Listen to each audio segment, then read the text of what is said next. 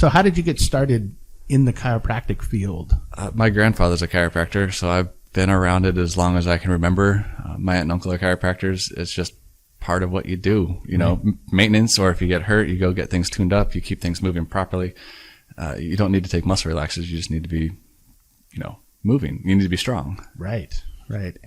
And targeting those areas that maybe are weak in the system. As a society, I can speak for myself. I sit much more than, say, people did 100 years ago. True. And it's not necessarily, as we sit here on the podcast, it's not necessarily the best skeletal arrangement to have you sitting all day. No. And I tell this with patients all the time. Like, when you sit, most people at 9 o'clock in the morning, they're upright. They're doing what they need to. By 5 o'clock, we're coming down here. Or if you're staring at your phone straight down, your head's about a 12 to 15 pound bowling ball sitting on top of your shoulders. And that's where it should be. But the minute you start bringing it forward, we're looking at, 20, 25 pounds of stress. When you're staring straight down at your phone, we're looking at 55 pounds of stress on the muscles that connect your skull to the muscles, or to the skeletal structure between your shoulder blades. And that's where a lot of back pain and chronic problems come from, when you sit like that for 10, 20 years and then wonder why, you had no major injury, but you hurt all the time. Well, we're going to try and address that. We're going to get things moving. We're going to get you stronger. We're going to address that with exercises. We just want to get you moving. The worst thing you can do is absolutely nothing. Yeah. Well, and I've heard it explained before to me that painkillers or even aspirin or anything like that, often it's like if your oil light went off on your car and you disconnect the oil light.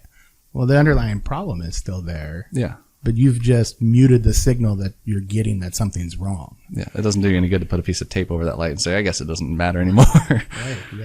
Right. And I think it's important to realize, like, chiropractic works on decompression, right? Am I correct in that way? And that's something that's been used in medicine since Roman times. Traction for people that have dislocated joints or need, relief from that. Do traction on dislocation. You're trying to put it back in at that point. But yeah, you understand what I'm saying, though, that spinal decompression has been used for centuries to fix what ails people.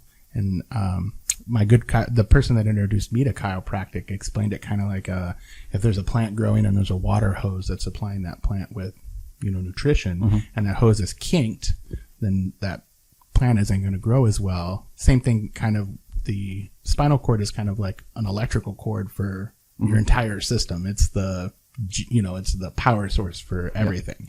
And so if it's out of alignment, the body isn't going to be able to naturally heal itself or get into a place where it can send the signals back and forth correctly. Yeah, it's addressing the central nervous system. Everything starts at your brain, goes out from there to your fingertips and your toes.